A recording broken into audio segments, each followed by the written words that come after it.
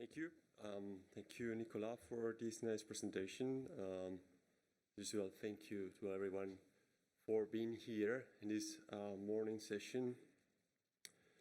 I will present today, an overview of the main results of the CIRCTER project that has ended a few weeks ago. Yeah, it's working.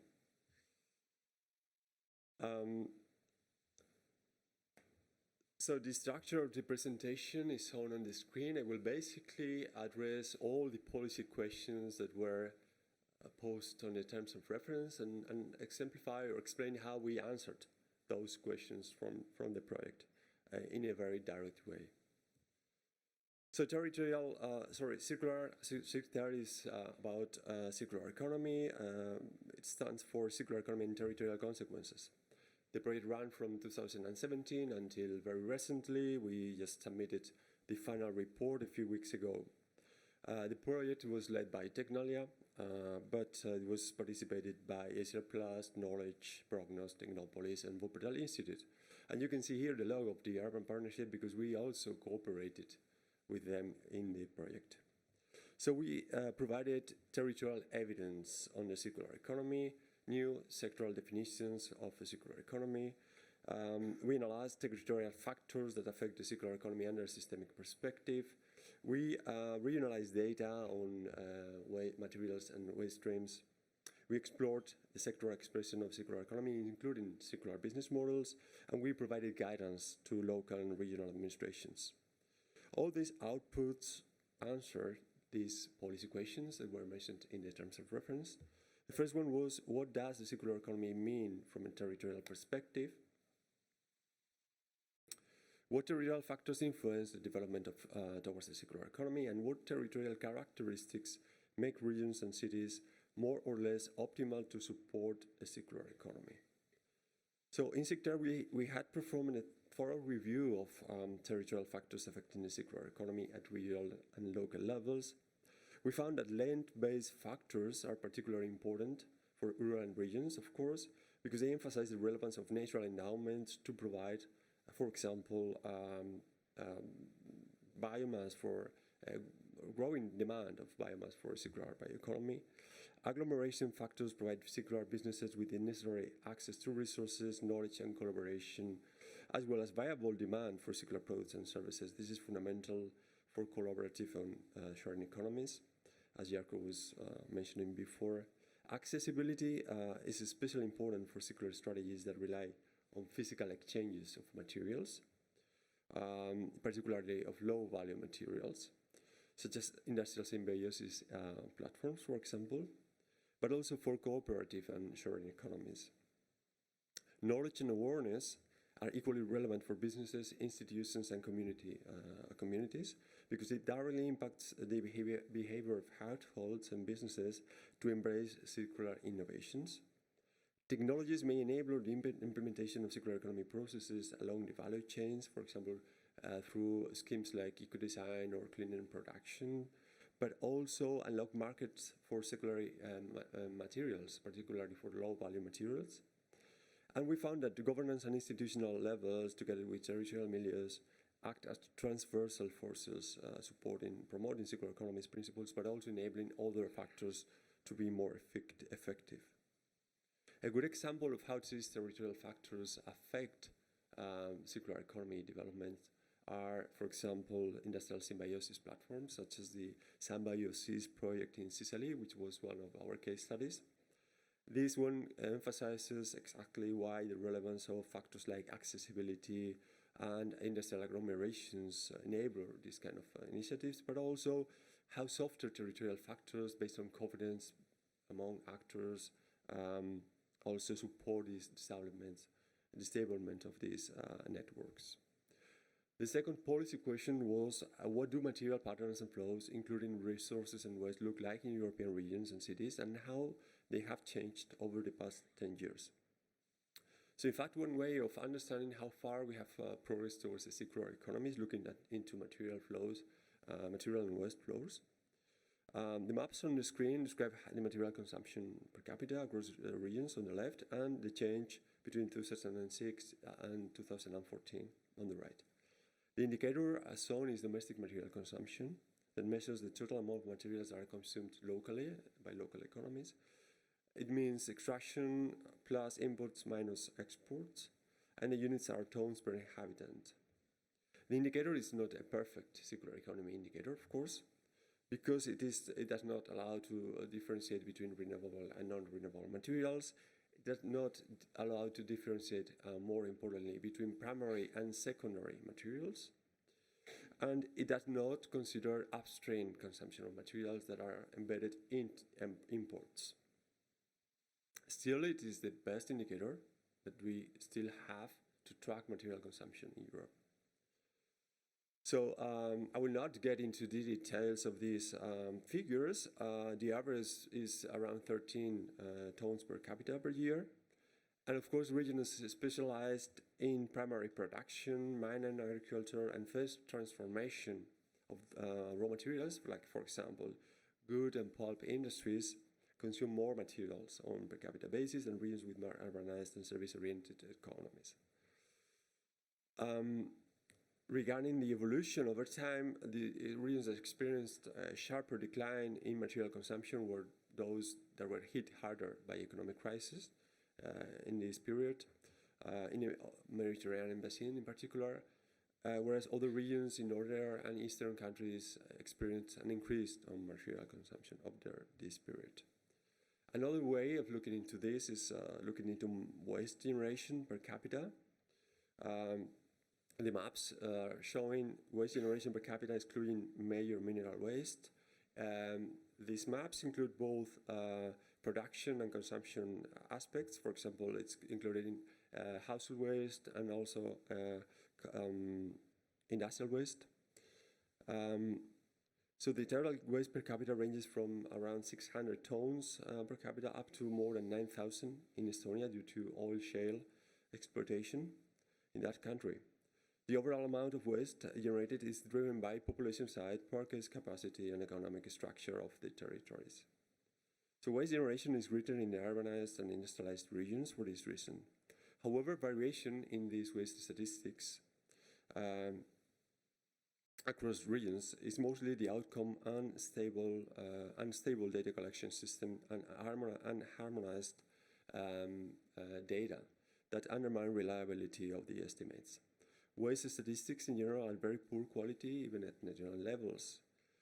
Because the policy incentive stemming from the Waste Framework Directive, which established a market-based system for incentivizing recycling, has been so far oriented towards diversion of waste from landfilling more than enabling effective recovery and reuse of materials. So this has led to an increased complexity in waste management practices with an increasing number of pretreatment facilities and cross-border shipments of waste. And the statistics as a result of that are not very reliable, and not even at national level, so these maps that have been regionalized onto the regional level are not much reliable either. But it is what we can do with this data. So policy question, the third policy question was how the approaches used to implement a circular economy, such as industrial symbiosis, clustering, territorial connectivity, energy and efficiency, and so forth, impact different types of regions and cities. One way of looking into this is focusing on territorial activities, economic activities that in principle are more related, more linked to circular economies. It is very difficult to do this exercise. It's not probably the best way of dealing with the systemic dimension of circular economy, but still, given the information we have, it is the most feasible or sensitive way of addressing this challenge. So if we look at these economic activities, we found that this circular economy material providers category that includes all segments that deal with the provision of materials for circular economy, including renewable energy and bio-based materials, but also secondary raw materials considered through waste management sectors, have a significant contribution already on European economy with around 3.3 million jobs and half a trillion euro in turnover already. Again, due to the contribution of sustainable agriculture and forestry to this sector, to this group, which represents around half of the total employment in this market segment, we see that circular economy material providers are concentrated in rural areas. Overall, the contribution to regional employment ranges from 1% to 13% across Europe. One example that illustrates how important material providers can be in regional and local economies is this bioeconomy cluster in central Germany, which was one of our case studies. And here, cooperation between regions, companies, and innovation centers have led to the development of the largest bioeconomy cluster in Europe, which is now being internationalized to other neighboring countries.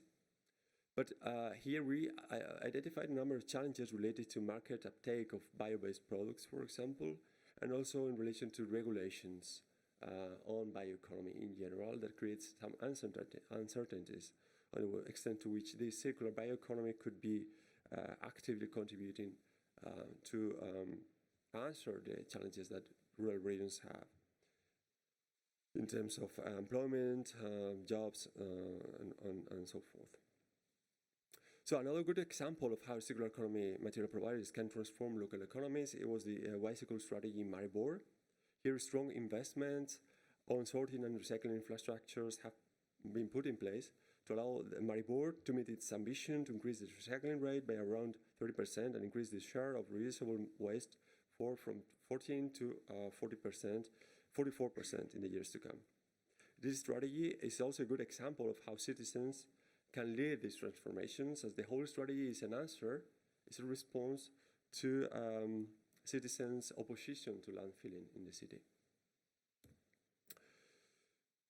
Then if we look at another market classification, which is the circular economy technology providers, which includes all activities that produce the necessary technical equipment and machinery for circular economy, including green technologies and services and other market segments, we found that already around 2.5 million jobs and almost 400 billion euro in turnover are being produced by these segments, representing around between 1% and 3% of local economies.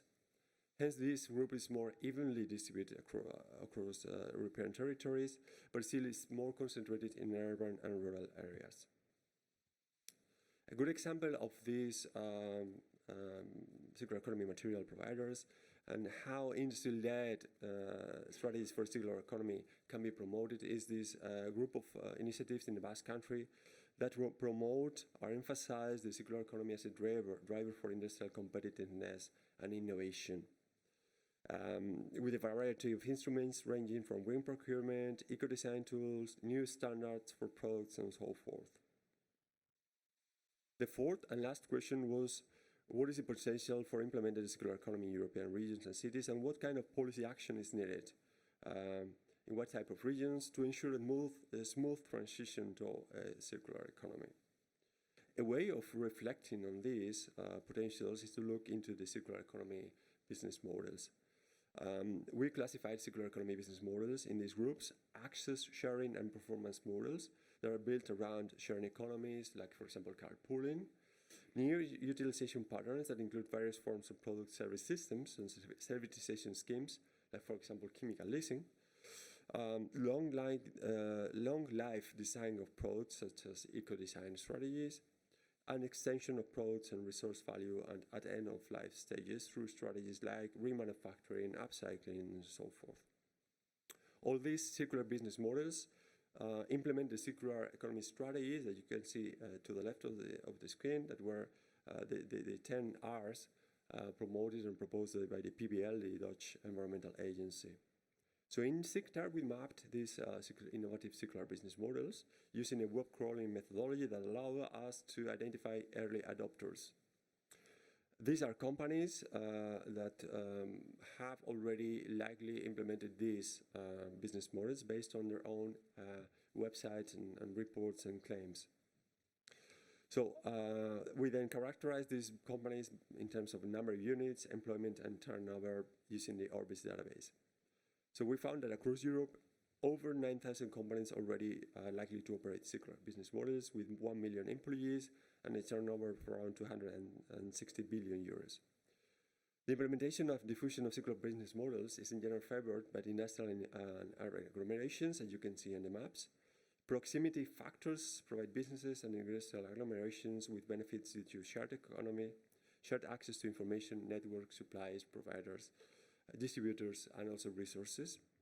And in urban agglomerations, we saw that this concentration of people and economic activities can facilitate strategies such as take-back programs or reverse logistics for reliable stream of materials, and that is why these business models are more likely or more spread in urban areas.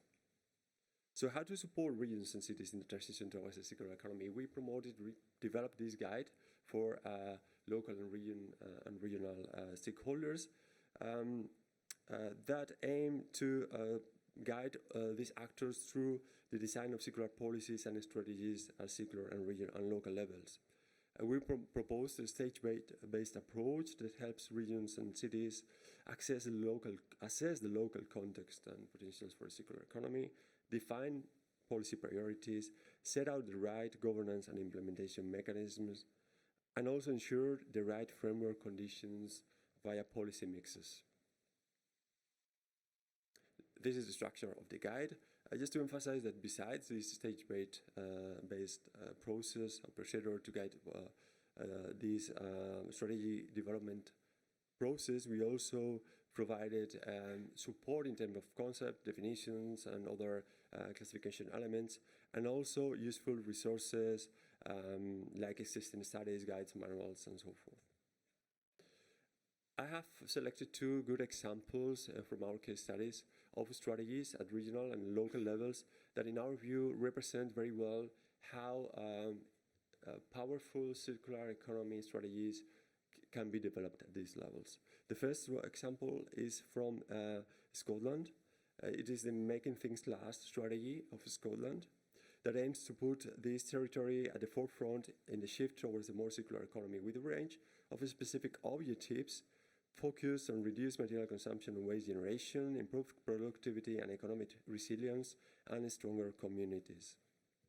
At the local level, a strategy that reflects quite well all these principles is the Brussels Plan for a Circular Economy. The interesting thing about this economy is that it is totally based on previously existing work, so it's very incremental. And also, it is very participated. It boosts dialogue and cooperation among a long list of stakeholders.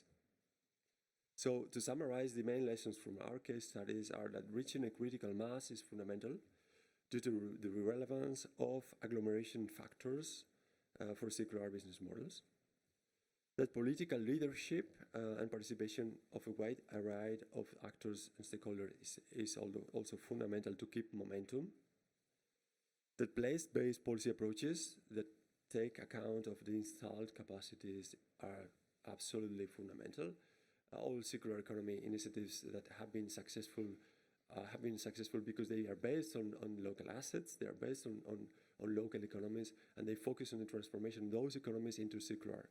They're not aiming at transforming from scratch one economy from A to B, but to transform what they already have and based on their own capacities. So for this reason, we also identified that the existence of previous initiatives helps a lot to activate or reactivate already existing processes, and that knowledge and awareness is a factor that seems to be much more important than the physical assets like infrastructures, technology, and things like that.